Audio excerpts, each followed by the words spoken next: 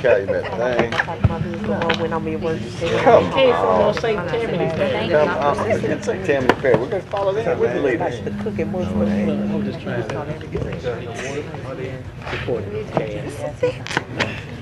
Let's try to study it. We got to pay anyway, so it doesn't matter. I got to study it. Well, I'm going to try to I'm trying to do it today, yeah, so it's almost last minute, so I got to digest it real quick. Calling the regular session for today's April 2nd meeting to order. Roll call, Mr. Clerk. Dominic, Johnson, Williams, Lynn, Bowman, Baker, Gage Watts, Escadade, Thibodeau, Cox, Smith, Epperson. Here. We have a quorum, Mr. President. All right, if I get Commissioner Watts to do the invocation and Commissioner Cox to do the pledge. Please stand. Hold on a second. Let us bow our heads. Dear God, we thank you for this day that you have given us, O Lord. God, we come here before your throne of grace and mercy, God, asking you, Father God, for another chance, Father God. Asking, Father God, that we may serve your people, Father God, as the body that you have designed us to do, oh God.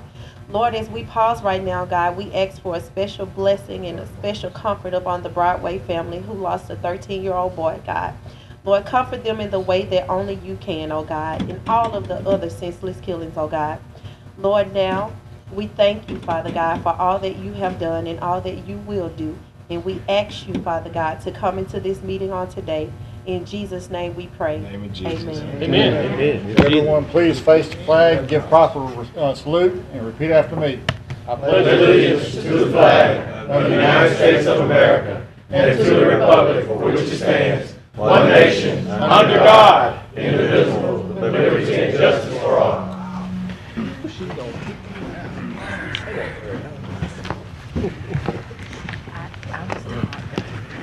Are there any agenda additions?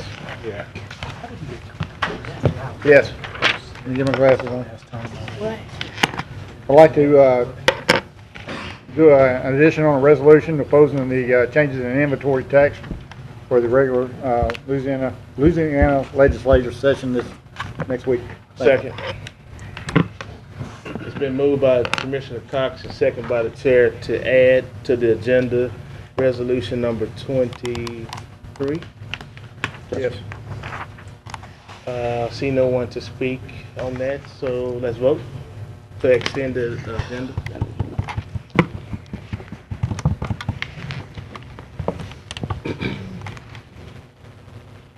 That passes 11-0. Now we need a motion to add it to new business. Yeah, add it to under resolution, please. Okay, add it under. Moved by Commissioner Cox, second by Commissioner Watts, to add it to the resolution section of the agenda. See no one to speak, let's vote.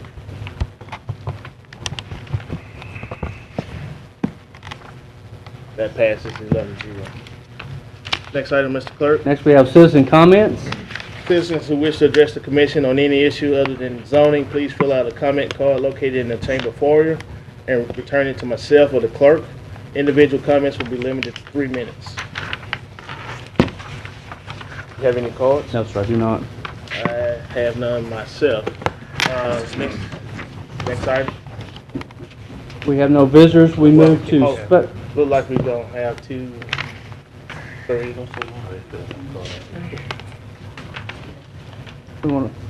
Let's go to the next item and then we'll come back to it. We'll go to special resolution. Special resolution recognizing April as National County Parish Government Month. So move. Second. It's been moved by Commissioner Williams, seconded by Commissioner Lynn, to special resolution on declaring National County and Parish Government Month for April. Commissioner Baker. What are we doing? We have a special resolution. We're going to read it in a second. We're going to read it in a second. Oh, okay. Are we doing any events or anything? If you want to plan something between now and the end of the month, we'll talk about it. All right, National County Government Month, April 2015. Counties moving America forward. The keys are transportation and infrastructure. Whereas the nation's 3,143 counties, parishes provide a variety of essential public services to communities serving over 430 million Americans, such as building infrastructure, maintaining roads and bridges, providing health care, administering justice, keeping communities safe, running elections, managing solid waste, and much, much more. And whereas Caddo Parish and all counties take seriously their responsibility to protect and enhance health, welfare, and safety of the residents in sensible and cost-effective ways. And whereas the National Association of Counties first celebrated National County Parish Government Month in 1991 to raise public awareness and understanding about the roles and responsibilities of the nation's counties to meet the needs of the community, it has continued that tradition, choosing transportation and infrastructure as a theme for 2015 observance. Whereas the National Association of Counties is the only national organization that represents county parish governments in the United States, and whereas NACO is encouraging counties to focus on how they have improved their communities through road projects, new bridges, building new facilities, water and sewer improvements, and other public works activities. And whereas in 2013, Caddo Parish started work on the development of a corridor master plan that encompasses the northern areas of Caddo Parish and completion of the I-41 North Corridor connecting Louisiana to Arkansas. And whereas in order to remain healthy, vibrant, safe, and economically competitive, American counties provide transportation and infrastructure services that play a key role in everything from residents' daily commutes to shipping goods around the world. Now therefore be it resolved that the Caddo Parish Commission is joined with other parishes and counties nationwide in hereby proclaiming April 2015 as National Parish County Government Month in Caddo Parish, Louisiana, calling on all citizens to recognize and reflect upon the invaluable role that the parish government plays in their lives. Signed, Lyndon Johnson, President, Matthew Lynn, Vice President. Okay, so we need to vote. Yes, sir. All right.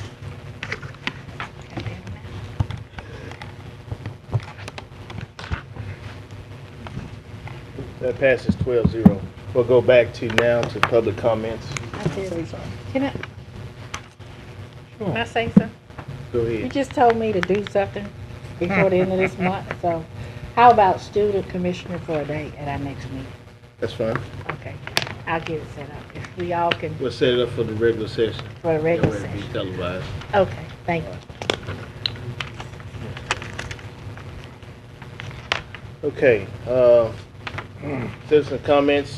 First one I have up is Lester Smith.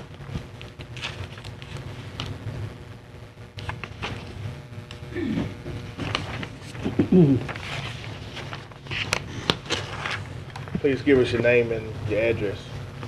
Lester Smith, 4148 Theo Street, Shreveport, Louisiana, 71109. Good afternoon. I'm here out of some concerns with the Elio Motors.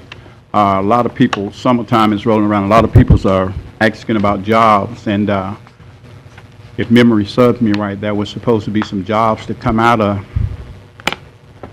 the agreement with the parish, or however it went with Elio Motor, and I just hadn't heard anything about it.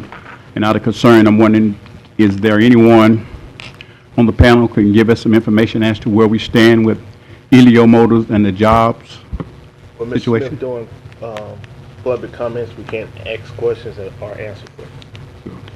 Well, my concern is with Elio Motor. We hadn't heard anything in regards to the jobs that were supposed to be related with Elio Motors. Okay, what we can do is put it in our work session under our administrative report, and he can give us an update on Elio. But it won't be today. It'll be the next Your work next- session, if possible. Fine, thank you. Okay.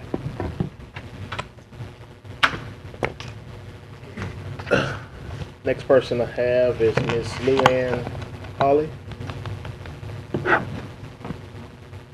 Please give us your name and address.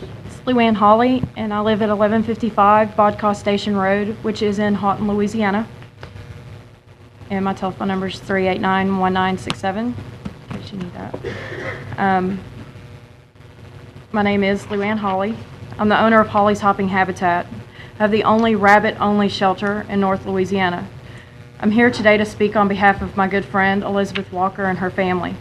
They are Caddo Parish residents, and they are here today. Their family's cat was enduring a very hard labor on April 1st. When around 3 p.m., the cat became very agitated and scratched the neighbor, Miss Penny Todd.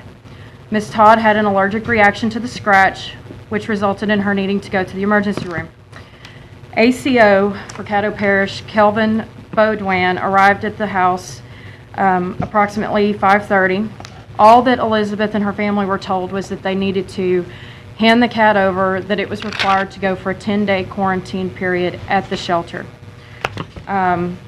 Elizabeth's husband, Joshua, was instructed to go in the house, get the cat, and bring it back out. ACO Baudouin just told them that they needed to, quote, drop the cat in the cage so that we can go. They did not receive a citation or anything until after the cat was placed into a cage and placed into the transport vehicle.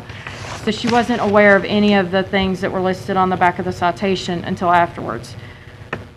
The issue is ACO Baudouin did not advise her, according to policy, that she had the options of a 12-hour window where she could take her cat to get the emergency medical attention that it needed, which she repeatedly begged for him to let her do.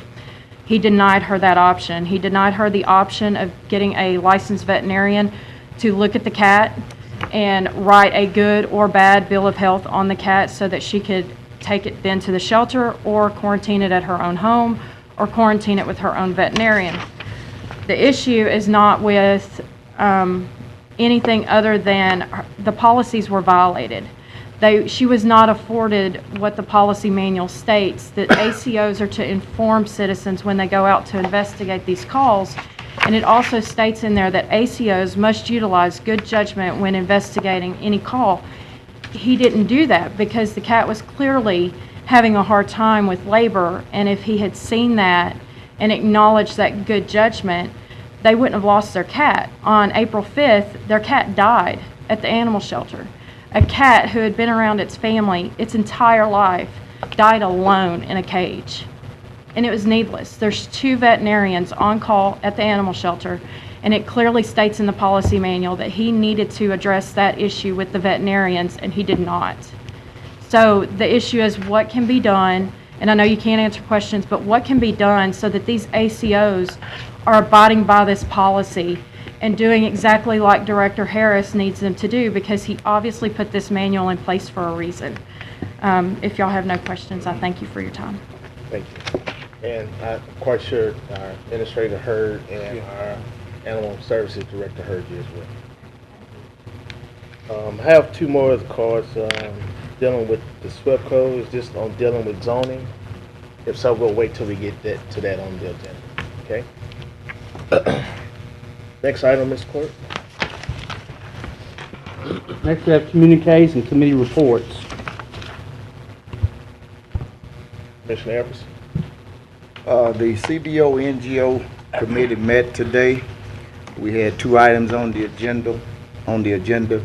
One was some changes in our proposals for applicants that are requesting funding from CBO and the NGO. We got that information through legal as well as from the finance department. However, there were some little tweaking things that we have to do to that. We'll send it back and it'll be redrafted and to be presented to the full body for perusal and vote on our next meeting in April. Also, we had 1 request for appropriation. We appropriated, recommended to the full body by a 5-0 vote to appropriate and recommend to the full body $5,000 for the Huntington High School band to aid them in their travels to Washington, D.C. to participate in the annual 4th of July parade in Washington, D.C. We had a stipulation provided that these fundings are granted, that they will make 2 large banners with the parish's seal, very legible, one to be carried in the front of the parade and one to be carried in the back of the parade so people know who and where we are and where they are from.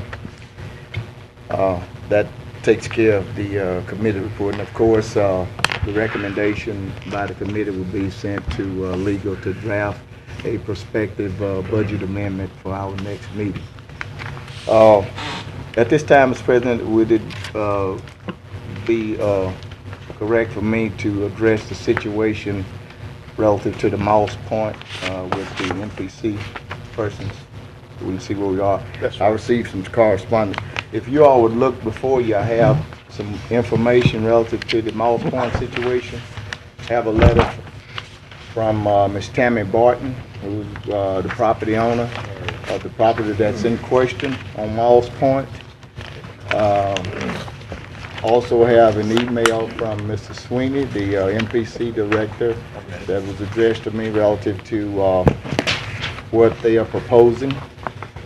And also have an information sheet on the back which states some concerns and some issues, and I believe this information may be pulled from the some of the policies or the laws from our Metropolitan Planning Commission. At this time, I would like, is Mr. Sweeney Representative in? He's over in the corner. Oh, okay. Yes, sir.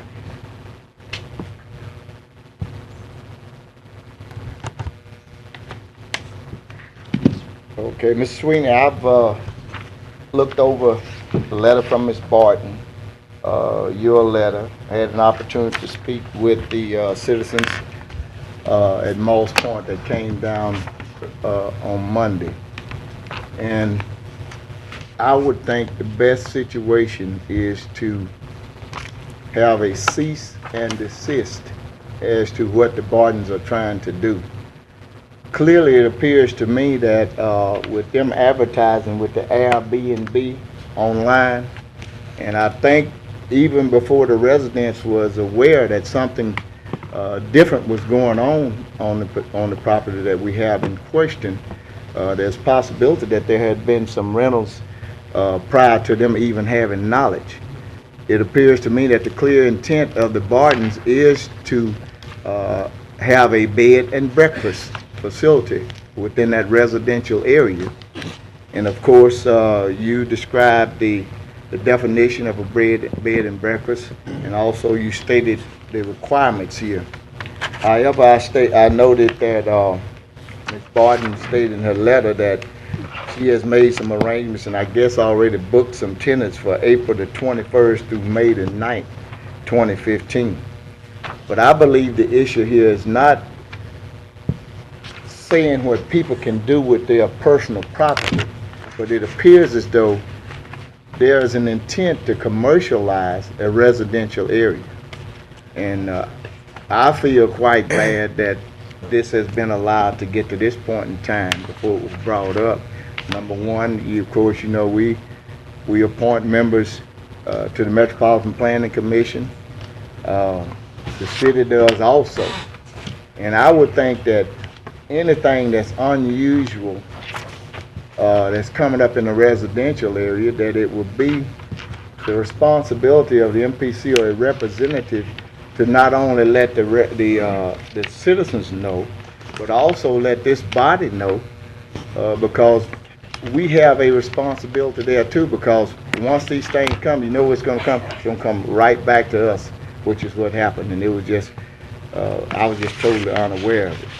However, this is a layman's opinion, but the intent is clearly there that the Bartons went forward and basically commercializing that area without the knowledge of the MPC, even not without consideration of the residents. And I think the residents was quite nice because they didn't know what was happening. Once they heard the disturbance in one of the rentals, that they didn't call the authorities because they thought maybe it was just the neighbors that was doing something. So in my opinion, I think this is what we need to do. And of course, you mentioned what Ms. Barton wants to do, have the bed and breakfast. She needs to submit the appropriate application. She also mentioned in her letter that you received that she wants to break that property up, 248 Moss Point and 248 and a half Moss Point. So this appears as though this is going to be a process that's not going to happen overnight. And I just think it is inherently unfair that we would that we would inconvenience the residents at this nature. And the Barton's intent was clearly to commercialize this.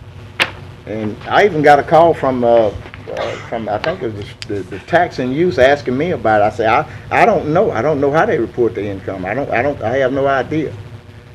So that's what I would like to see done on behalf of the residents, and I think it'll be the best thing that we can do on behalf of this entire parish.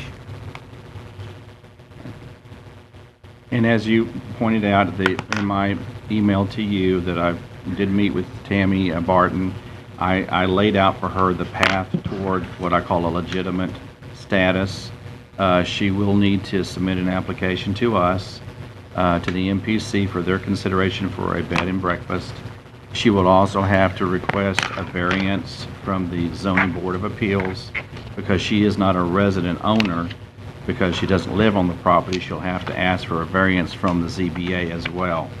So it's a two-part process that you're talking about, and it is the pathway that will bring her into compliance with the current ordinance. Unfortunately, our current ordinance doesn't identify or define this use, and that's where it's kind of a quagmire.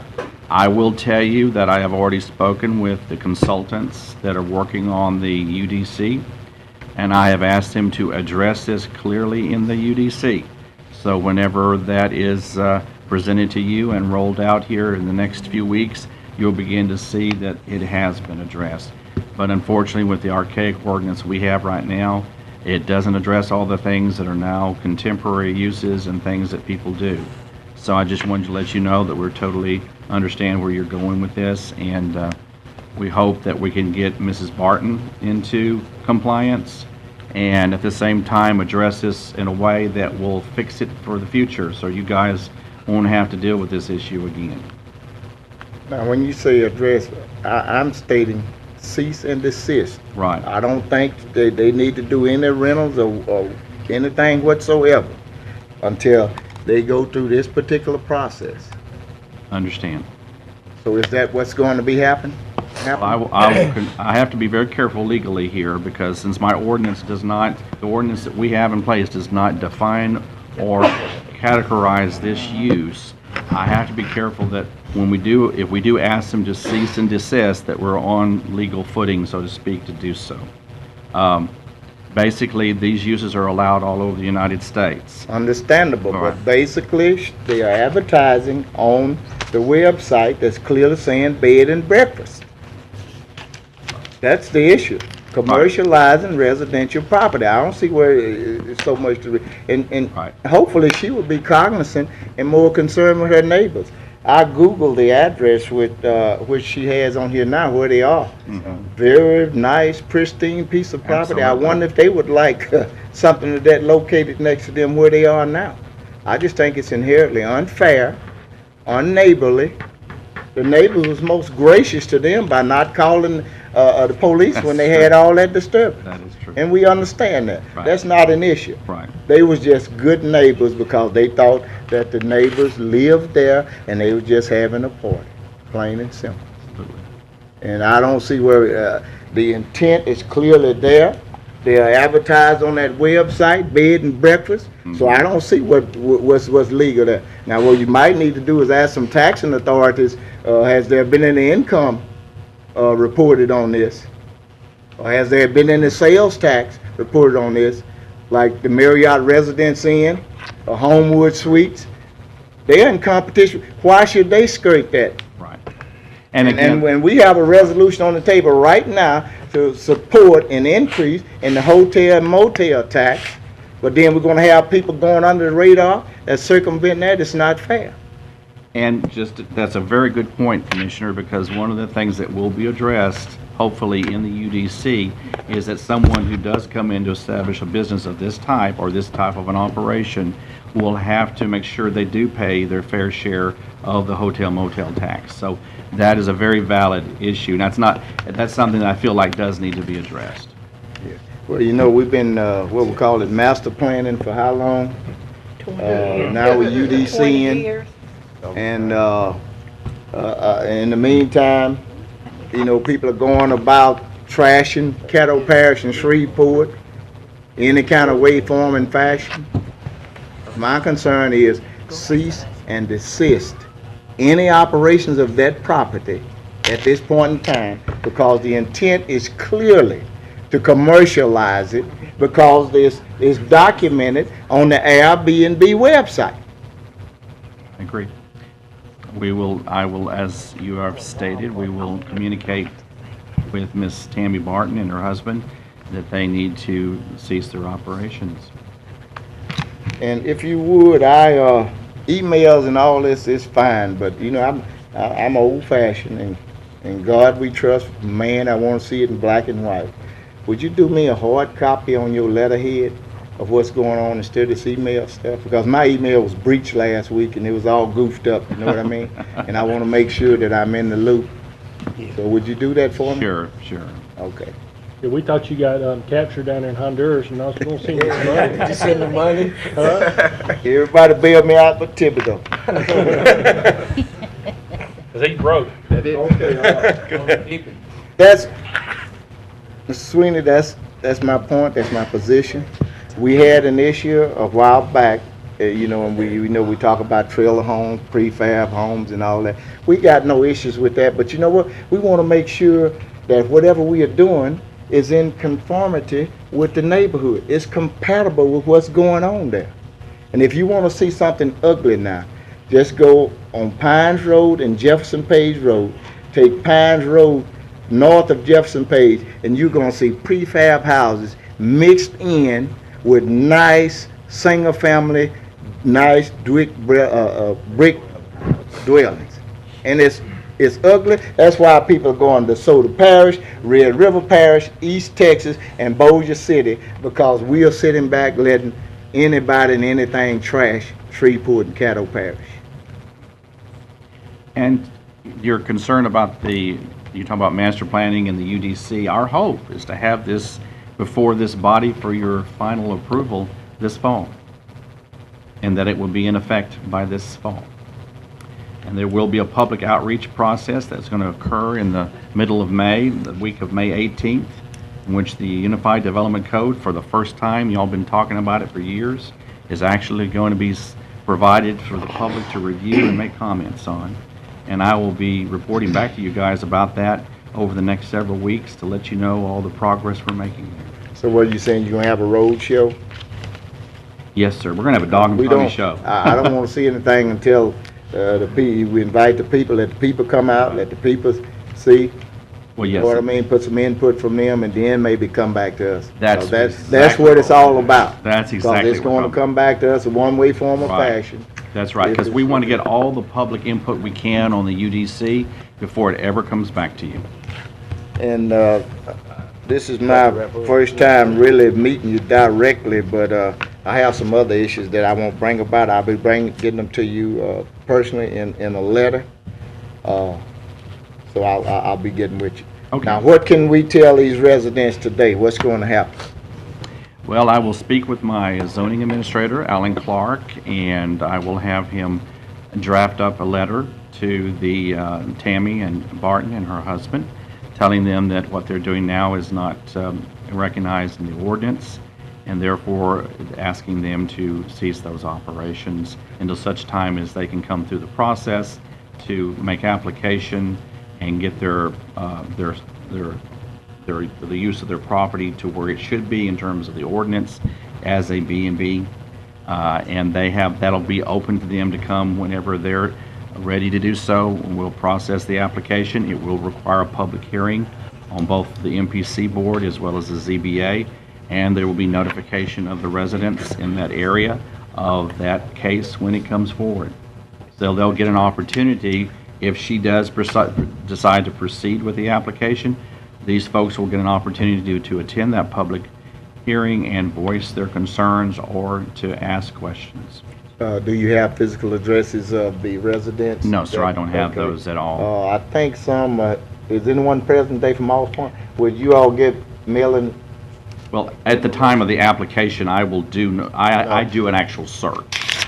Right, but no, We don't I'm do that talking beforehand. about what we are talking about today. Yes. Mhm. I'd like for you to copy them also, as well as our legal department, if you would. Okay. That's it. Yes, sir. Thank you, sir. Commissioner Baker. Okay, I still had communicated, though. I wasn't finished. That was an issue I had to deal with from Monday, right? Yes, sir. Okay, we on the communicating reports though, right? We are under that, but we do have time limits too. Y'all let Joe go ahead. Talking about well, anyway, I'd like to invite everyone out to the inaugural meeting of the Grassroots Forum, which will be Thursday, April the 16th at J. Shanae's Magnolia Tea and Restaurant. Our agenda will be starting at 8 o'clock. We have meet and greet from 8 to 8:30. If you'd like breakfast, breakfast will be served from 8:30 until 9. 9, we will have our featured speaker, which will be Mr. Ernie Robertson, registered voter of Registrar of Voters for the Parish of Caddo. We'll be discussing the issues upon the upcoming May 2nd election, as well as educating people as to different things with the voting process. Then we'll continue after Mr. Robertson make his deal. We have open forum where individuals that attend anything they'd like to talk about. We're going to be educational. We're going to be substantive. We're going to talk about social, economic, business, political, all sort of issues. In 9:45 or sooner, we'll be out. You can go back home or you can go to your jobs. So I'd like for you to come out and let's make this an event that's much needed. In West Caddo Parish, I'd like some information from animal control as far as mosquitoes and some pass outs and things of that nature. And I will state that this is not under the auspices of the Caddo Parish Commission. This is a community effort. Yes, sir. Oh, one more thing. Say it in some, Joe. Saturday, April the 11th, the Timberline Homeowners Association and Deer Creek Estates Homeowners Association will be hosting our annual spring cleanup. We encourage everybody to focus on their property standards ordinances, make sure they're in compliance. You can bring everything except metal and gasoline, paints and oils. We appreciate the parish participating, bringing the large trash bins. And what this does is it instills a spirit of community concern of all of our residents. And we appreciate that, and we hope everyone will come out and participate in those areas. That's all, sir. Thank you, Commissioner Epperson. Now moving on to Commissioner Baker. Thank you, Mr. President. I just wanted to do a little venting today. On yesterday, I attended the ZBA board meeting, and I was very disappointed in the way that the actual ZBA boards were talking to some of the constituents and some of the people that came forward to bring their cares and concerns.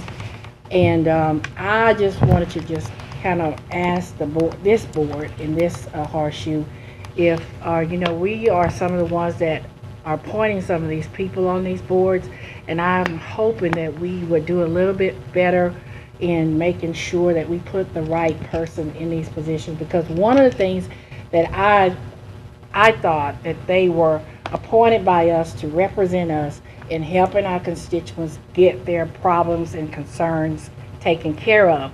But when I saw how some of them talked to some of those people, and even in the midst of some of their presentations, they just were like having a conversation among themselves about changes that they need to make to applications or they process, and the person's just standing there just looking and don't know what to do.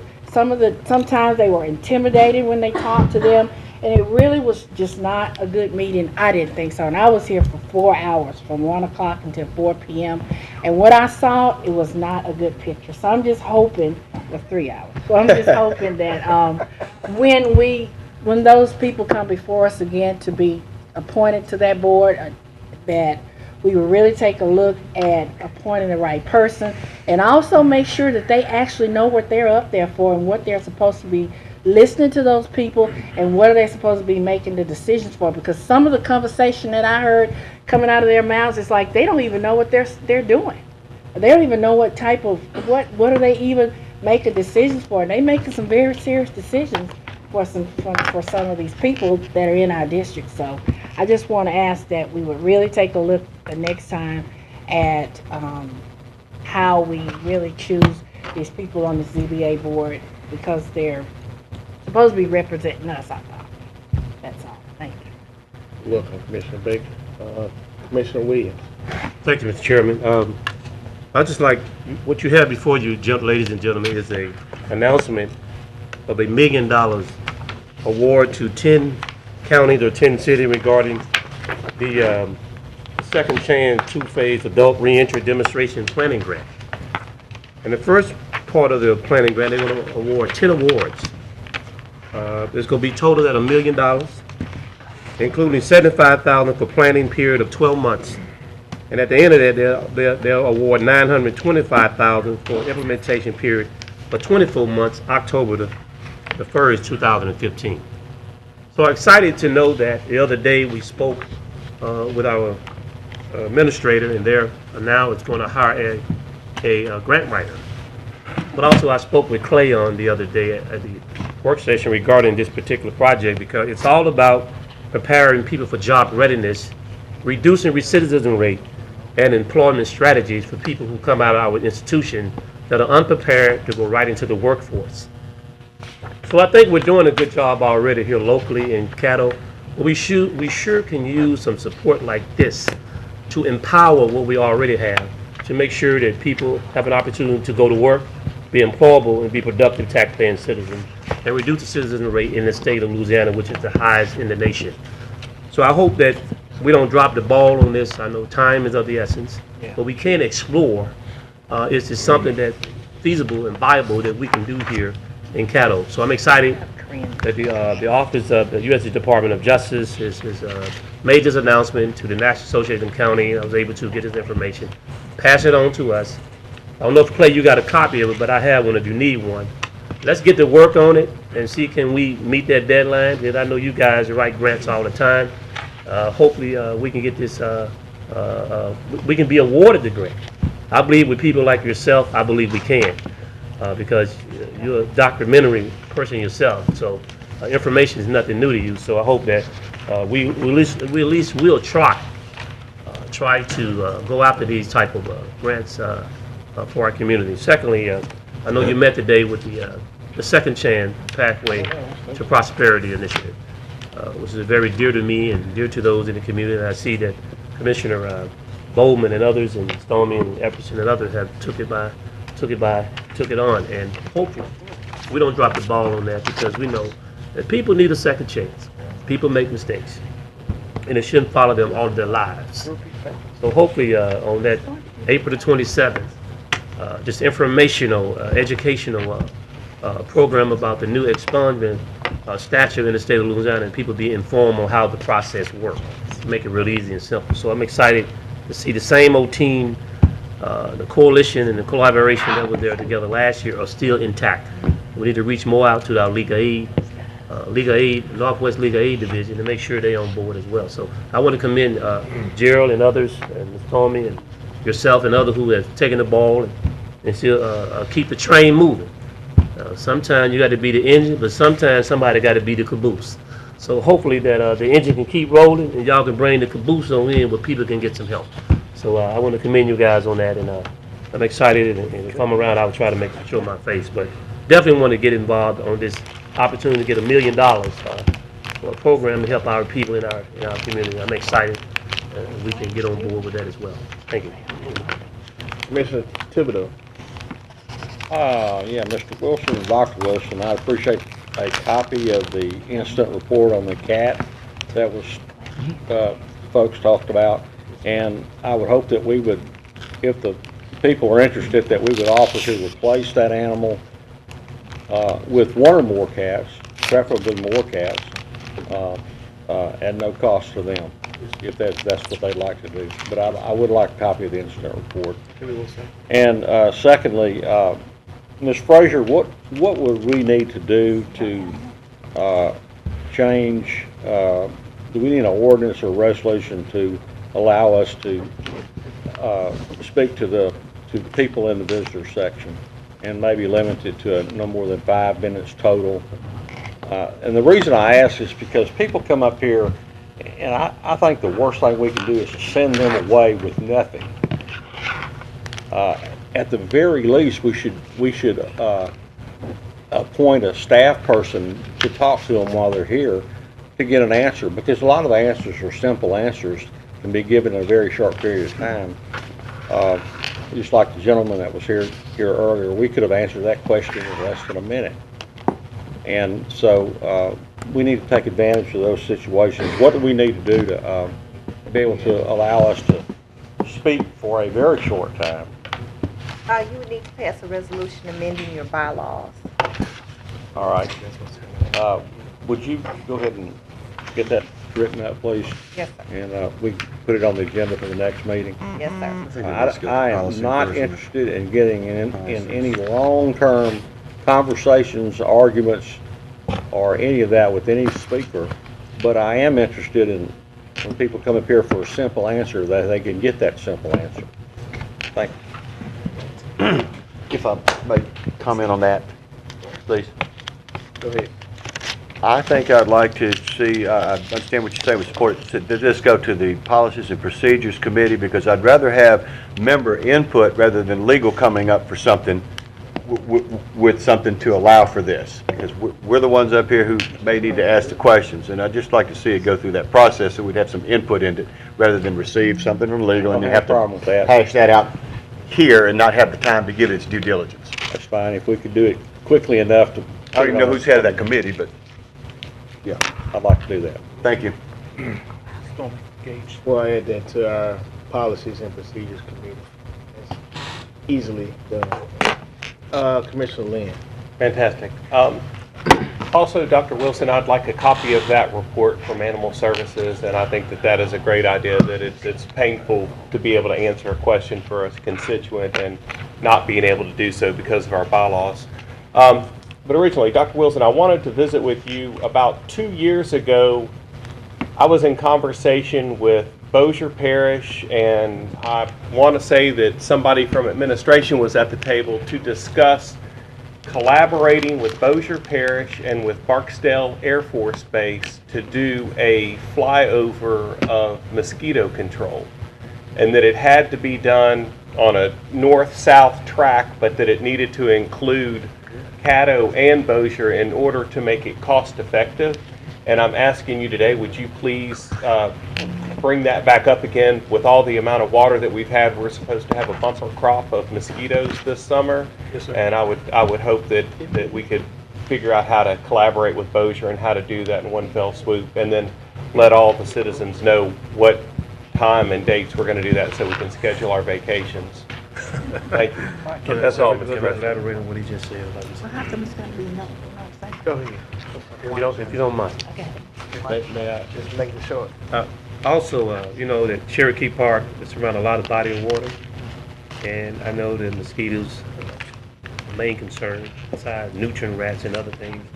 Could we make sure that we go and spray and spray and spray, and sometimes maybe get out your car and sometimes tell them about repellent, what they need to put on, because we know it's going to be coming, children will be out of school, and you got senior citizens, so hopefully we can get out there in that area. They don't have to call us, we just be proactive and go out there. Thank you. Commissioner Bowman. Thank you, Mr. President. I'll be brief. Take your time. Take your time. We got 30 minutes. Okay. First, I want to mention that on Monday, April 6th, the Animal Services Committee, we met at 2 p.m. and we discussed future voting and setting guidelines for rescue groups. Also, we discussed continuous and future postings of animals that are ready for adoption, which Ms. Tashika and the staff have been doing. We're just going to increase it. But however, no official voting was able to take place during that meeting due to a lack of quorum. And so at the next meeting, we will move forward in voting, and the committee will continue to be productive and progressive. And we'll move on from there. Also, Commissioner Williams already mentioned about the Ombudsman Summit that we met. Our next meeting will be next Thursday at 2 o'clock at Riverview Hall for the run-through. I think we're doing well, and I want to thank Commissioner Williams as well, because it was his fortitude and guidance from the initial thing, and even going to Cook County to get it started. It's a wonderful program, and I'm blessed and honored to work with him and everyone else as a team to keep it going. That's it. Thank you, Mr. President. Mr. Vice President. As sitting, I'd go ahead and like to direct something also. And so at the last animal services meeting with 4 people, we did not have a quorum. Is that correct, legal? I'm not looking at how many you have on your, That's what I was told. on your, committee. But if you have 7, 4 is a quorum. 4 of the 7 is a quorum. We had 4, but someone stated due to public notice or whatever, because the Okay, any member. I did not recall that from the meeting, so I'd like to see those minutes because So- I didn't state it. So I would like to see the minutes. According to you, Attorney Frazier, that everything was legitimate then? I mean, you had 4 people, whatever votes you took. If you had 4 of your committee members there out of the 7 were, I know what it was. What, does the president have to appoint the new member to the board? Is that the case? That's what the problem is. Yes, you don't have, you did not have, I believe, 4 board members present because you have, a new committee member, I think, that needs to be appointed. So you basically had 3 board members, if that is correct? was- Mr. President can speak. There was 3 board members, and therefore they didn't have a quorum. 3 out of 6. Yes. Okay, that would make sense. 3 out of 6.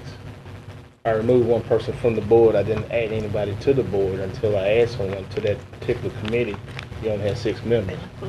So you can't do an interim appointment from the committee itself. So you didn't have a quorum. Oh, That makes sense. I'm done, Mr. President. okay. Commissioner Cox. I will be brief. We'll be calling a meeting for the committee for the National Convention for next year here in Shreveport, Caddo in the next couple of weeks. I've been working on that pretty hard, getting Bossier, Mansfield, or DeSoto involved as well. 2 points I'd like to bring up. Roland Dortez is in the hospital and has had some major procedures done, so keep him in your prayers. And also, on behalf of the Caddo Parish Commission and probably everybody who worked with the city and knew Mike Strong, he passed, and we'd like to keep his family and friends in our prayers as well. Thank you. Commissioner Dominic. So Commissioner Williams, do we know when Attorney Craig Smith is going to do the seminar, or is he going to do one? We're trying to find out now. Okay. Commissioner Dominic, Judge Emmanuel is going to coordinate that, so we are Whenever trying. it finds out, let me know. I'd Yes, sir. really like to go to that. Yes, so they're going to be a section for attorneys to get the training as well as the information on expungement at the Riverview Hall. So we got a section set up just for attorneys to do that. And the second thing was, I'd like to get a copy of that report on the cat issue too, since the Zach thing, except has to do with the dog, it happened in my area and that I'm looking into. So I'd kind of like to know about that. Okay, sir. We'll make sure everybody gets a copy. Give everybody a copy. Yes, sir. Next item, Mr. Clerk. President's report? Okay. It's springtime again, and citizen complaints are already starting to come in. Last year, we passed ordinances to strengthen the property standards, and so it's time for us to get ahead of the game instead of falling behind the 8 ball. First case came up last year, in August 2014. It's 3026 Edson. I showed pictures of that to the commission. Everybody saw the pictures. That condition still stands. And Ken, I'm gonna give you a copy of this so you can have it as well with the addresses. Second case is 1201 Pin Oak Drive and 2528 North Pines Drive. You have high grass, trash, and other stuff that's grown up and being manifested in this particular pieces of property. And then case number 3, which has been in effect ever since I've been in office, and we've been through the health services, the MPC, Public Works, and it's affordable fence that's on North Lakeshore Drive. Right now, that is turning into a junkyard, an automobile junkyard. I went on Yellow Pages online to look for the address, to actually put the address into this little brief report. They don't even list North Lakeshore Drive as the address anymore. They moved their address to another location. But the building is there, is pretty much almost in need to be demolished. And there's at least 6, 8, maybe 10 trucks that are just parked there, windows busted out, on flat, it's in bad shape, and then driving on the main thoroughfare, that's just terrible. And we talk about wanting to bring additional companies here and wanting people to come and move to the Caddo Parish, and seeing trash like that and seeing junk on the main thoroughfare, that's just terrible. Ken, I'll give you a copy of this that you can have so that y'all can try to expedite some citations or some other means to get this straightened out. And on the Edson property, right now that's a rented property, so we need to start going after the property owner instead of the renter on that. On April the 30th, I will be having a State of the Parish Town Hall meeting. It will be at the Louisiana Technical College at 2010 North Market. It will give the citizens of Caddo Parish, it's not just focused on the ones in District 2, but anybody that's in Caddo Parish that would like to come to the meeting, you can come. We will have department heads from Caddo Parish and other parish entities will also be there as well. I've invited the chief of police for Shreveport and the fire chief for Shreveport because District 2 also covers inside the city limits, and Shreveport is a part of Caddo Parish. It will be informative. We'll give you updates on I-49, how the parish is actually doing. If you need some crime statistics, you'll have those and not rely on what people say, but hear from the actual department heads' mouth themselves. We'll have our department heads, I will ask for them to be able to maybe give a 5-minute report on their department and also have some type of handout for the citizens to take away with them. We'll have tables set up for the different departments so that you can go and ask particular questions if you don't want to ask questions in the whole body. That's about it. Well, you know, this is the president's report. You want to ask me a question? Go ahead. About those properties, how long is it gonna take you to get that looked at? Hopefully You said you in had the one morning. since you've been elected. Yeah, the affordable fence has been going on ever since I've been elected, and it's been going through different agencies. You don't remember that one? Trying That's to. the one up on, like KCS. Right. Yes. Yes. They cleaned it up for a little bit and then let it sit, and then it's starting to go back into that phase again. So that's why I'm bringing it back up to the attention, because if we don't, nothing won't happen. That was it. Okay. I noticed that town hall meeting in your district. Yes, it is. Oh. It's president's privilege. I'm sorry, it's really in my district. I meant to bring this up before, and I forgot, and I hope you'll. You going back to communicate on your side? Yeah, very short. What I would like to do is ask permission to bring up 19.1, which is the appointment, not 19, 19.1, which is the appointment to Fire District 5, because I got some new information just right before the meeting, and this can be taken care of very quickly if you allow to move it up. We don't want to. You want to move it up on the agenda? I'd like to move it up to the next item. Second. Simply because I was informed by the attorney that one of the persons is not eligible because they already are on another board. And I didn't know that until 2 minutes before the meeting. I second your motion. Thank you. Permission to move it up to right now to go ahead and vote on it, so the folks don't have to wait. Oh, some people waiting. Well, it's more people waiting for us too. So. Well, it would take 30 seconds. We could have already done it. Because there's only one candidate left. We can vote on. Got a motion and a second Right. by Commissioner Williams.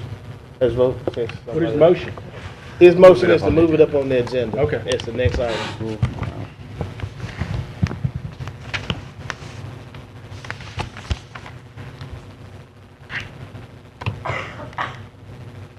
That passes 12-0.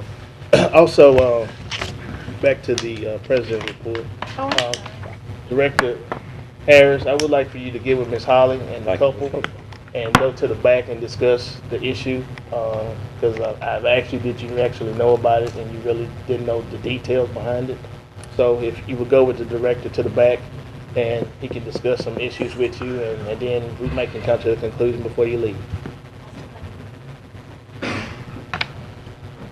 And that's how you kind of can handle the questions when people have public Right. comments, that in the president report, that Right. he can actually get the director to move back Okay. there with us. Okay. Raise your hand. That could be, Next we have a item. lady call it presidential privilege. So, That's right. so Next we- item, Mr. Clerk. so we've suspended the rules so we can appoint one of the following candidates to the Caddo Parish Fire District Number 5 Board. Yes. Okay. Commissioner Ronnie Remedios is not eligible according to our attorney because he serves our MPC. So I have a motion to appoint Mr. Kyle Deal to Fire District 5 Board. So moved. Second. Moved by Commissioner Thibodeau, seconded by Commissioner Smith. Oh, that was Commissioner Smith. No, same. No, Sounds okay, good. Commissioner Dominique. Do we have an opinion, Don? I asked you a couple of weeks ago about this, and I never heard anything back. I spoke to Mr. Ramirez, and, because I had a concern about him, because he was being on the MPC board, whether it was legal that he could also serve on a fire district board. Are you saying that he can't serve on two boards, or? The MPC members, I'm trying to find the actual language, Commissioner, but there is a special provision for MPC members that prohibits them from holding dual offices, kind of like you all do, like for the same as for commissioners. Can we see that? I'd like to see it before we voted on it, or I'd like to have something in writing. Okay. Commissioner Lynn. Well, since Doug asked what I'm asked, I would say we postpone the vote until I can see proof of what Attorney Frazier is talking about. And then at the same time, somebody may want to get off of one board to get on another, for all I know. I still have my motion on the floor to appoint Mr. I know Deal. this is the question, though. I mean, I'm just discussing the point, and I'm saying I have a substitute motion to postpone the vote until Attorney Frazier can deliver the commission body the facts in paper and writing. I will second that motion. Okay, we got a substitute motion to delay it until Attorney Frazier can look it up, and it's seconded by Commissioner Dominique. I'm gonna step out. Can I speak on my second since I'm proceeding? Yes, go ahead. Okay. I'll go back. Okay. We'll get it. Yeah, I mean, this is something that I asked for a few weeks ago, realized that it may be an issue, and I hadn't heard anything till you brought it up. If he can't serve, that's fine. Right. But I think Commissioner Lynn and I I hope y'all would support it, to at least give us 10, 15 minutes, however long she needs to provide us with This could stay at documentation. the end of the agenda. We're gonna push it back at the end of the agenda. And I'm sorry this may push it back, but. Then if you would allow me, let's put it back where it was until we get an answer. If that, Then withdraw my. So you're withdrawing your motion. right, until we get an answer. Okay. Next item. Okay.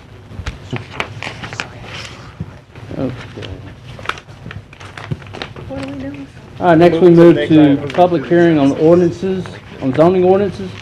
Ordinance number 5471 of 2015 in regards to zoning case P715, amending chapter 54 of the Code of Hang on, we got Ordinances. people talking. I mean, I can't hear you reading because I got people talking. Because we went out of order. We didn't, What, I had some information on communication for the administration. What did I say? Oh, you weren't on the board. Yeah, but don't talk to me about it before you start. No, there's so much that went on. We go back to administrator, come on. Okay. I had a commissioner request for information concerning the status of our bridges in the parish. There was a large article in the Times talking about the recent inspection by DOTD on bridges throughout the area. And 8 bridges in Bossier Parish got rated deficient. So Commissioner what? Dominic, deficient. So Commissioner Dominic asked me to give you all an update there on our bridges, so I'd like to do that at this time. So Ms. Ward, would you please come forward and give us a brief update on the status of our bridges? We have 180 bridges in the parish. So I just want to kind of update you on what's going on at the request. Good afternoon. I know most of y'all read that article. They listed 10 bridges for the state. Those are state-owned bridges. 2 of them one of them in Caddo on I-20, the other one in Bossier City on I-20. When they say structurally deficient, it doesn't necessarily mean that they're anything bad or that they're unsafe. They just mean that there's things that are wrong with them that need to be repaired. In most cases, just like in the state, in Caddo, we have the same. We have 180 bridges. We have 2 structures that are wooden bridges. They're wood bridges from piles all the way to deck to guardrails. One of those is 200 feet long, 30 feet in the air, has 8 cars a day. We chose, and it needs a lot of repair, about $450,000 worth of repair. We did choose to close it. That one is on Milo Levy Road. It's been closed for about 2 years. Of that 8 cars that were traveling across it, one of them was a school bus and one of them was a mail carrier. So we were able to work with the school and the mail carrier for them to take different routes. We do have another bridge, the Austin River Road Bridge. It's a 140 feet long bridge. It's all wood bridge, and it's classified as a posted bridge. It is. We have to inspect it every 6 months. After that bridge, we have 23 others that we have to inspect on an annually basis. That means that typically there's nothing wrong with them, but they've aged long enough. They were built in the 70s. That they've aged long enough now that we have to look at them more often than we normally would every 2 years. What's different, Dr. Wilson mentioned about Bossier Parish having 8 bridges that were shut down when the previous DOTD inspection. They come and look at our off-system bridge. That's what all of our parish road bridges are. Off-system bridges every 2 years to determine what is the shape of the condition of all bridges in Louisiana. That's mandated by the federal government. When they went through Bossier Parish, they ended up shutting 8 of those down. We had 2 piles that they identified. 2 piles that we already knew on 2 different bridges that we already knew. So what's the difference between, say, Bossier Parish and Caddo Parish is we actually have a 3-man crew. That's all they do. Every day they're working and they're looking at one of these 180 bridges that we have, making sure that the guardrails stay repaired, make sure that the caps are looked at every day, our bridge decks are fine, making sure that the piles are all in good shape. So I contribute the work and the efforts that they do every day. It's not one of the nicest jobs to have every day, to be climbing under a bridge, especially when it's 100 degrees and there's no wind blowing. But they're down there working with shovels and typically by hand and to make sure our bridges are structurally indeficient or deficient, or structurally fine, I should say. So that's kind of where we sit. I think that answered all the questions. If not, I'll answer any questions that you may have.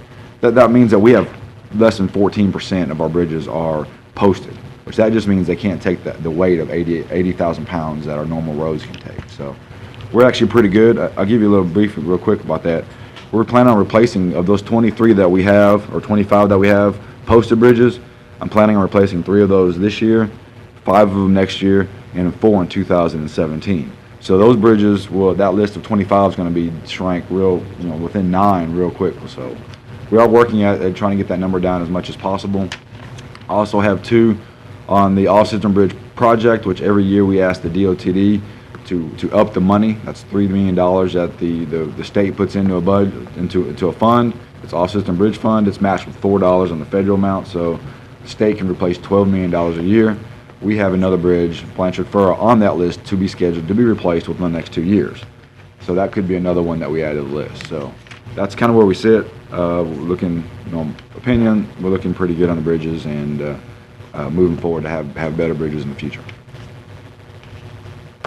Mr. Dominic. Yeah, I appreciate you, Ken. I think you pretty much answered all my questions.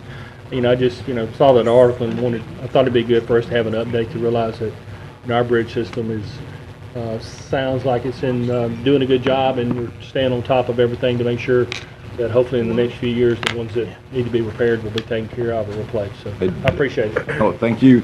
I will say that the state looks at Caddo Parish as a model when it comes to bridges, whether it's with LTAP in Baton Rouge or even the local DOTD office. They look at Caddo as the model program of how we take care of our bridges, how we look at them, when they're happy to come to Caddo and look at our bridges. Thank you. Hey, Ken, Commissioner Williams. Just one question. What's the status on the Stoner Street Bridge, Murphy-Stoner Bridge? Yes, it's actually under construction finally. That turned out, I talked about off-system bridge projects. That's actually a $6 million off-system bridge project that the money actually comes through the parish of Caddo to a City of Shreveport bridge. It came through us. It comes to us. That's actually part of our funding. We could have actually pulled some of the city, all the city bridges that are replaced through off-system bridge program come through the parish. We have the right, if we wanted to allow none of the bridges for the city to be replaced that way. But in fact, we choose, as part of our policy for years, we choose to help the city as much when we can. This actually is a $6 million economic development. I mean, that is a prime economic development project. Those are local employees working out there they're going to be there for a year or better, making high wages, doing a very fine craft of bridge building. So they finally did get started. I go by it every Sunday on my way to church.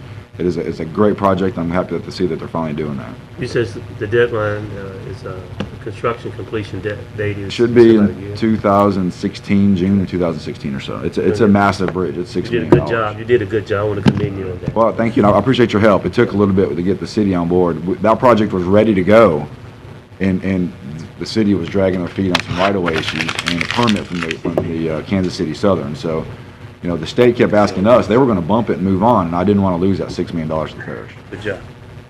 Commissioner Evans. Do we get any kind of fees for that, from that? That's just passed through? It's passed through. It's money that we could actually take in some way or another, but I keep reminding the city every time that they want something that we do provide them something. It's quite a substantial. Bridges in the parish are our #1 asset. They're in the hundreds of millions of dollars of what our bridges are worth. We don't have anything else that's worth any more than 180. The city's in the same shape, so anytime that they can have a $6 million bridge replaced for virtually nothing is great. Thank you, Ken. Thank you.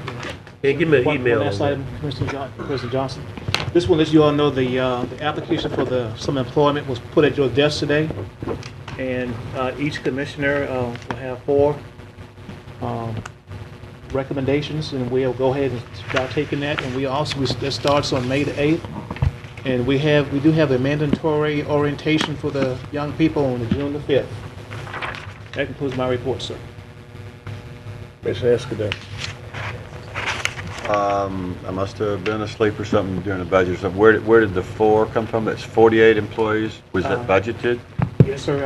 On Monday work session, it was brought up and discussed in this meeting, in the work session. But was it budgeted in this year's budget? No, sir. What we said in the meeting on Monday is that we would have to amend that budget slightly and come back to you all with the numbers. And we'll do that at the work session, the next work session we have. Okay, what's the past number? It was 37,000 for 12, 2 per commissioner, so it's 24 students. 24, that's previous. Yes, sir. Okay, and we're wanting to up it? Yes, sir. Some of your colleagues recommended Monday in this meeting. Where'd that come, they come out of a committee? Came from the work session. Oh, the work session? Yes, I'm sir. sorry. I think you had left, Commissioner, yesterday at that time, but it was brought up and discussed, and they gave me directions to move forward. How much money we're talking about? Additional funds? Double. Double? Yeah, it would be another 40,000. Another 40,000. The total would be 80,000. More amounts of hard work. But that was not just for the summer, that was for holidays too, for the holiday We season. do extend it over. It was extended over into the holidays. Okay, thank you. We found some money already, so, Commissioner Bowman. Yes, sir, Mr. President. I know you won't know because you're probably the parish president as far as the commission, but the city of Shreveport, their work program, they have more than, 24? They have, between 100 and 200. They have hundreds. They have hundreds. Right. About Okay. 200. Okay, moving on to the next item. Hold that out. Next, we move to adopt the regular session minutes from March 19th. moved. Second. Moved by Commissioner Williams. Seconded by Commissioner Watts. No comments, let's vote. Minutes? Wait, what? On the minutes. Thank you. On the minutes.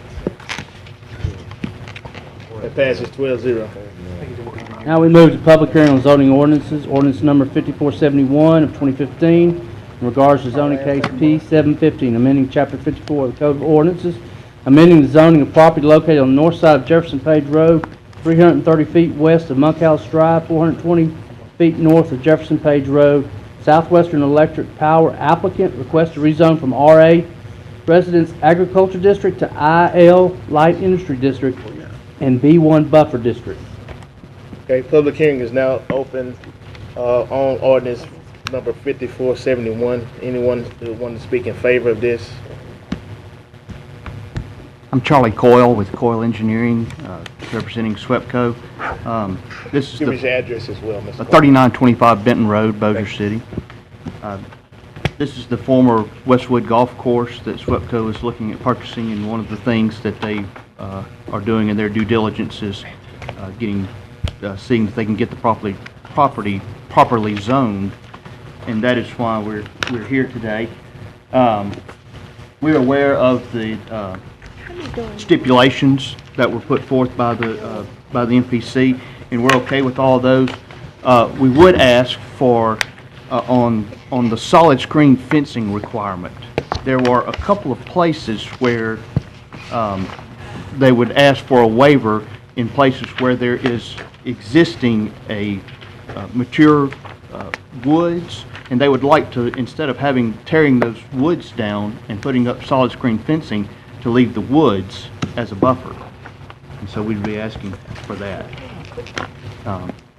And other than that, I could answer any other questions that you might have. We can't ask questions right now, but we will have a period where we can. Is there anyone else to speak in favor of ordinance 5471? Is there anyone to speak in opposition of ordinance 5471? I'll go for it, just sit on the front. And we have a Ms. Chelsea Walker. Oh, y'all together? Okay, I just wanted to make sure. Now we can ask a question since both sides have had the opportunity to speak. Commissioner Baker. We can ask questions?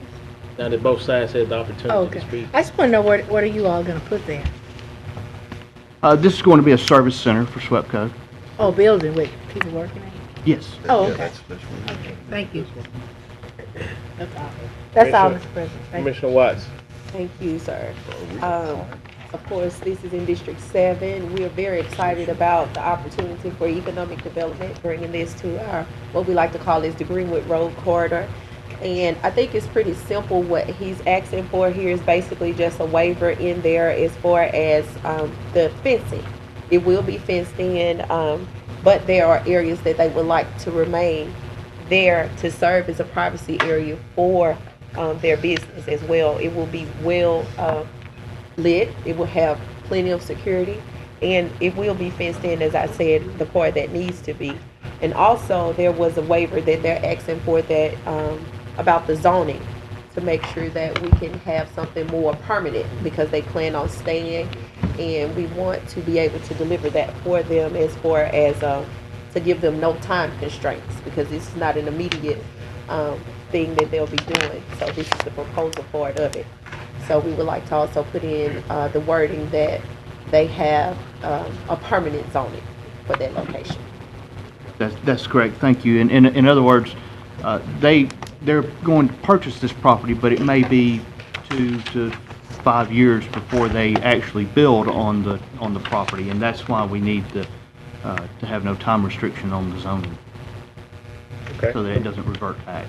Commissioner Lynn. I'm sure that all will go well with Mr. Coyle doing this. Everything I've ever seen him put his hands on has been like gold. And so, anyway, thank you for all your good work. I guess the question I have, is for Mr. Sweeney. Will you be monitoring light pollution, sound pollution, as well as, it sounds like they're going to handle the visual pollution by having a setback and a tree barrier, unlike what we have on North Common?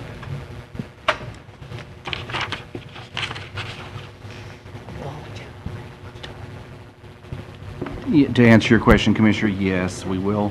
And one of the things that we would ask the applicant, if you do approve the waiver for the natural vegetation areas, they will need to come back to my office and provide us with an updated site plan that shows those sections. Otherwise, it will be fine. Mr. Sweeney, in the updated UDC, the direction that we're going, it includes increased vegetation and greater setbacks, right, for things that would not be visually or aesthetically inclusive of what everything else is in the area. And so, will you make sure that this happens? Yes, that's a high priority for us, so definitely we'll be viewing it from that perspective, yes, sir. Thank you. That's all, Mr. President. I don't mean to open up a can of worms for you here, but I just want to lay this out to you, because I don't want you on a Mr. legal, Swain? huh? This additional information and no one asked. No, it has to do with this case, okay? Legally, you cannot put time limits on zoning.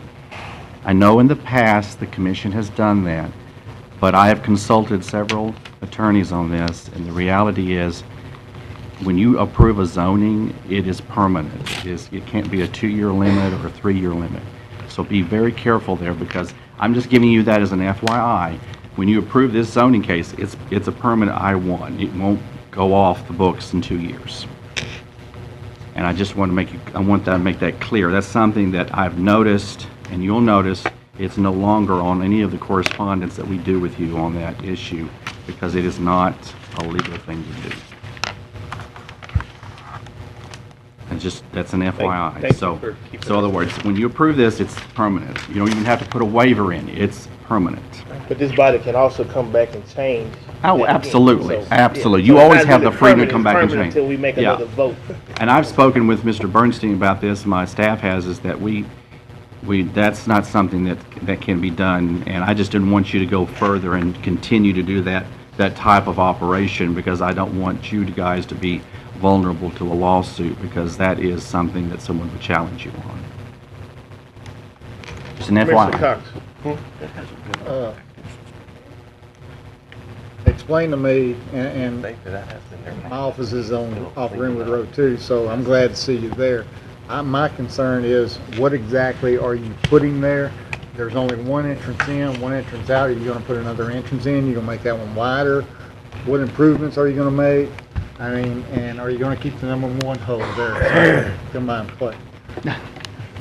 There will be another entrance off of Ratcliffe Road Okay. there, so there will be 2 ways in and out. Of course, what is referred to now as Kyle Road is actually a private drive. Yes. But that will be your 2 entrances in. And what they'll have there is a service center, there'll be offices, there'll be a lay-down yard, a maintenance area for trucks and things like that, Okay. warehouse. And time to start, time to finish it is over how many, what period? I think that Chesley Walker with SWEPCO could answer that. Year, 2 years? Come up to the microphone and give us your name and address, and that way we can have it in our official minutes. Thank you. Time of completion for the project? I'm Chesley Walker, 4925 Willow Chase, Benton, Louisiana, 71006. Time of the completion for the project? Well, I don't know that. I'm not sure when we would start. You know, the first step is to secure the property and get it purchased, and hopefully we could begin in the next couple of years. Okay, so it's really not we're gonna do it tomorrow? No, it's not gonna do tomorrow. It's too big a project just to do tomorrow. Okay. But, it'll be nice. Okay, that's what we're Any trying other to. questions? Yeah, Commissioner Gage Watts, second time around. I'm That's sorry, okay, I it was was doing actually for the anyway. MPC while he Yeah, I was was doing speaking. I know that, Mr. Walker, y'all do things excellent in order with the company that you represent, so we're more than confident that it will be a very nice establishment. But my question was for Mr. Sweeney about the exclusions. Will you already answer that as far as the zoning? So that is a plus for us. We want to get them closed and get them Absolutely. To this property. I wanted to know, were there any exclusions or anything that we should know about the privacy as far as the ordinance waiving on that part? Okay.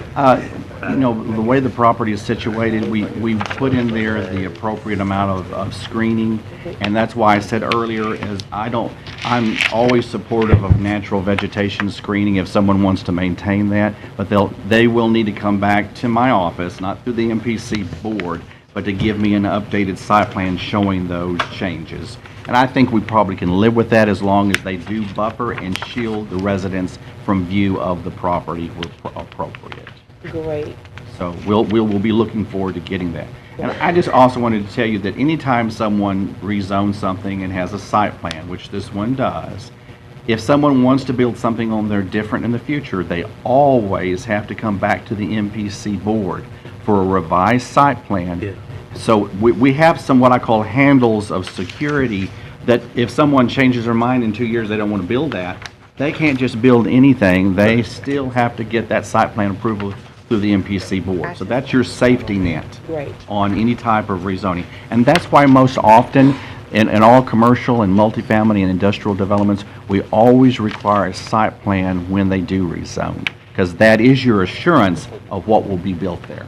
Great. Thank you. Thank you. Ms. Sweeney, stay where you at. I'm trying to help the people that's watching this and people that's behind the scenes or whatever. Why did this actually come to us in the first place? Why did the MPC not approve this in the beginning? What was the stickling point for them to say they didn't want to approve this? Let's see, let's go back and see. Now, the MPC did approve it, so They approved it, why is it? I'm not quite certain what you're making reference to. Okay. I mean, they approved the zoning and the site plan and recommended it. In fact, they approved it unanimously with one abstention, because the gentleman that had to abstain was Del Coven, because he works for SWEPCO. Okay, so basically the only thing is the waiver that they're coming to us about. Right, yeah, that's the only thing. All these stipulations that we outlined here in the report are what the MPC stipulated for approval.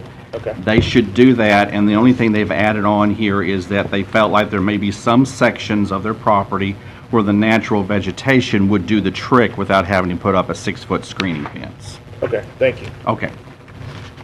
Any other questions? Okay. No. Thank you. Next item, Mr. Clerk.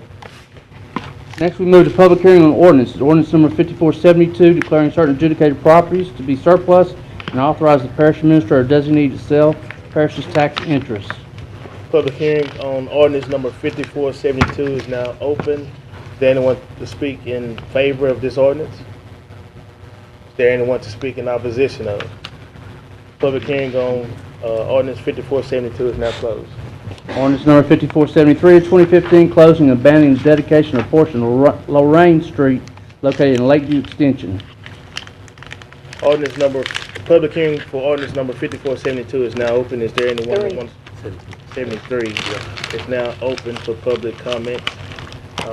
Is there anyone to speak in favor of?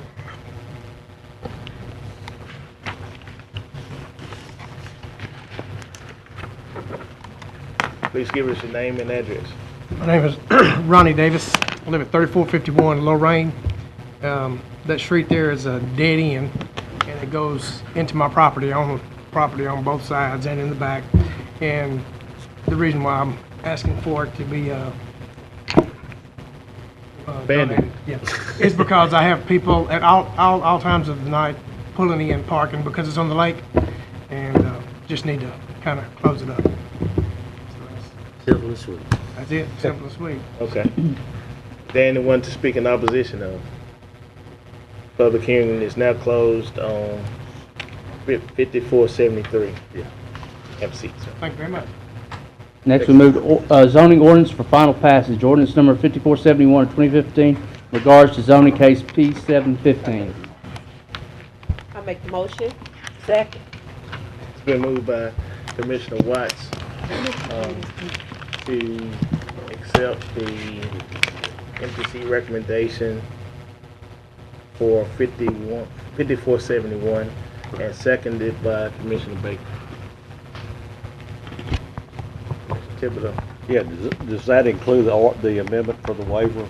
Is that already in there? No, it's not. Okay. Well, including the waiver. Okay. That's the motion. Good. Let me.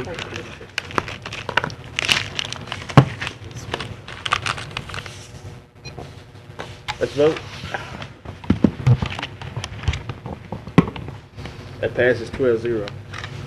Next item. Next, we move ordinance for final passage. Ordinance number 5472 of 2015. Moved by the chair. Second. Been moved by the chair, seconded by Commissioner Baker. I see no one that wants to speak about it. Let's vote.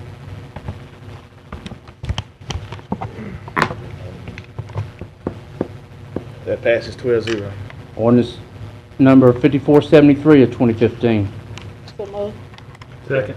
Second, yes. It's moved by the chair, seconded by Commissioner Baker. See, no one that wants to speak on that, let's vote.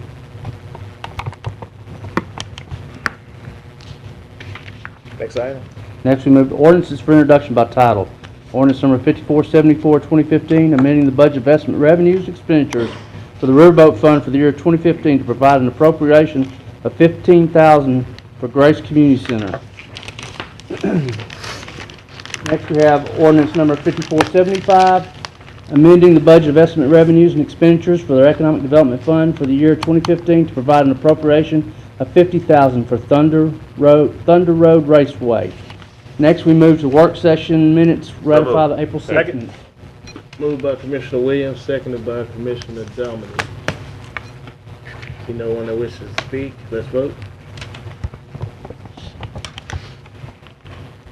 That passes 12-0. Next, move to resolutions. Resolution number 20, 2015, urging a request of the United States Congress and the Louisiana Legislature to reduce the cost of spousal burial in veterans' cemeteries. So moved. Second. Moved by Commissioner Epperson, seconded by Commissioner Baker. Commissioner Epperson. Okay. First of all, I'd just like to thank Ms. Baker for bringing this to our attention. She brought me a funeral program because we had been still stuck on the $300. Matter of fact, I had gotten a couple of calls from spouses thinking it was $300, but that was changed in some late night deal at some point in time in 2012, we understood.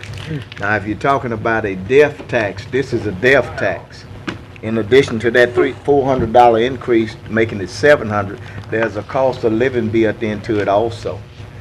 This is just for state veteran cemeteries. National cemeteries does not charge this, so this is what we're trying to do, work to get the VA out of Washington, D.C. to put that cost on states' cemeteries also.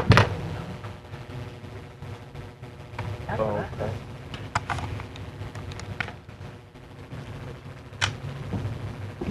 Commissioner Escudé.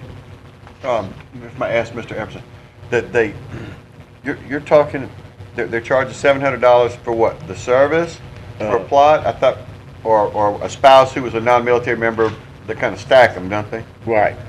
Are they charge $700 to stack them? That's right. Okay. Already got the equipment, the diesel paid for. I understand. Hold, Doug. Gotcha. See no one else, let's vote.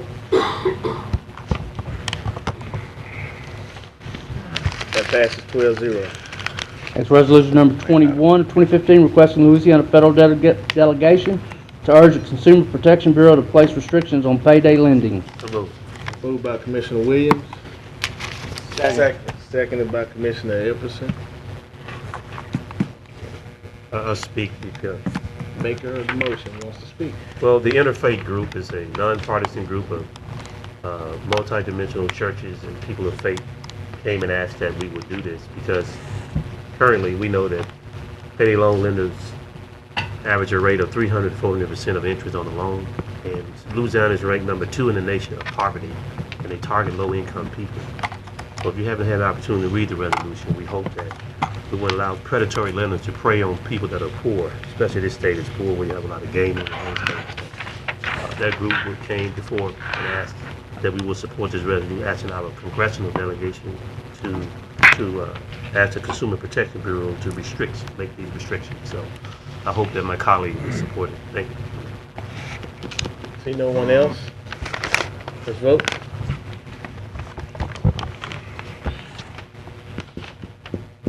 That passes 11-1.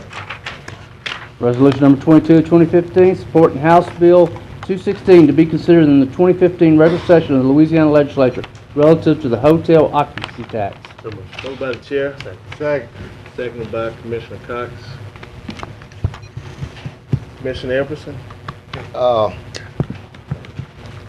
I've been got some calls from Grambling Alumni Association, Southern's alumni, they would like to, they want to support this, but they would like to see if we can make a concerted effort through the, is the Shreveport Bossier Sports Commission now? What do they call Yes, it now? that's what it's called. To see if they can focus and get that Port City Classic back. Yes. That was going very well, in Northwest Louisiana. People were just looking forward to that. And I would hope that all of these entities that's pushing for approval will get with Southern and Grambling Alumni Association, even Tech and Northwestern, because we need to capitalize on those schools up here in Northwest Louisiana. And I think if we could get something going, some rivals between those four schools on a consistent basis, I think this would be a good carrot in front of the mule to see if we can get some support for this measure, even stronger than it was last time. Because I think last time, basically, Bossier defeated it. I think it passed in Caddo. It did. But what we need to do is make sure that we get the word out and put us a road show on or whatever it is with these alumni associations. Because that Sports City Classic was going good. It was going good. That's all I want to say. Okay. Well, right, great, good. Go ahead. Well, right now, the Shreveport Bossier Sports Commission is working on the State Fair Red River Classic. So what you're talking about, they're actually working on it now. Hopefully they'll be able to ink the deal for this year. Commissioner Bowman. I just wanted to piggyback on that. I was listening to a Christian forum that just took place a few days ago, and a lot of the GSU alumni people were there, and they're just talking about how the importance of not just economically bringing it here, but a lot of people in the areas who want to attend college, this is their only chance to get a chance to actually see a college game between HBCUs or just college, you know, that type of atmosphere. And they don't only get exposure. Everyone doesn't get a chance to leave outside of Shreveport to see what there's offered. So it's an educational tool as well. Thank you. I approve that message. Okay. Commissioner Escalade. To kind of comment on Commissioner Epperson's inquiry. In the past, that event, from what I understand or what I recall, was an event sponsored and done by the city. It's being reinvented, and the Sports Commission is taking the helm, and it is on the radar to bring that game back. As you mentioned, with this tax, I think we've worked out. It didn't pass by a slim margin. It was mostly Bossier. I think there's a lot of misunderstanding that,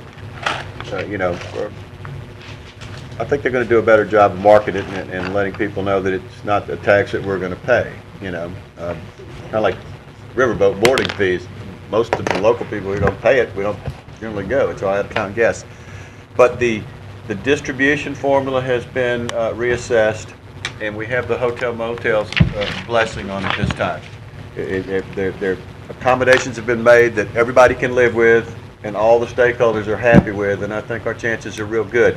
This will give the Sports Commission and the Airport Authority and the Independence Bowl, funding they need, but more importantly for the Sports Commission, the money they need to take the type of events you're talking about and make them happen, because you got to jump start them.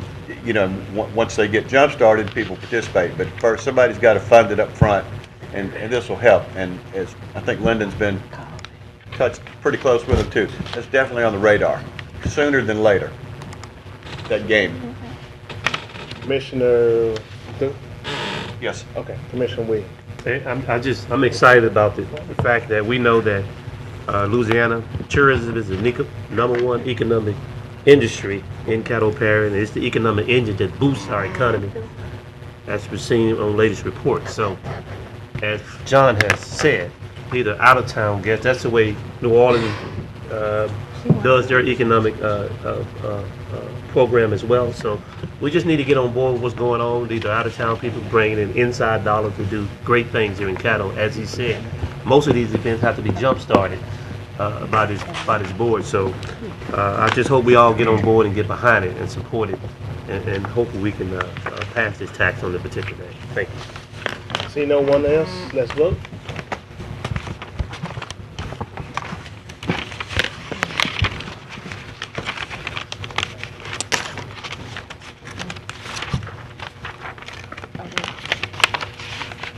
Commissioner Dominic, need you to vote. Which one is this? Hotel. It's the hotel motel tax. I got you. We have one up in your area. 12-0, it passes. Resolution number 23, opposing any changes to the inventory tax in the 2015 regular session of the Louisiana Legislature. So moved. Moved by Commissioner Knox, seconded by Commissioner Bacon. I heard her. Oh, it's self-explanatory. And what number is this? See no one that was. It's an add-on. You might want to. Inventory tax. Inventory tax. Let's vote.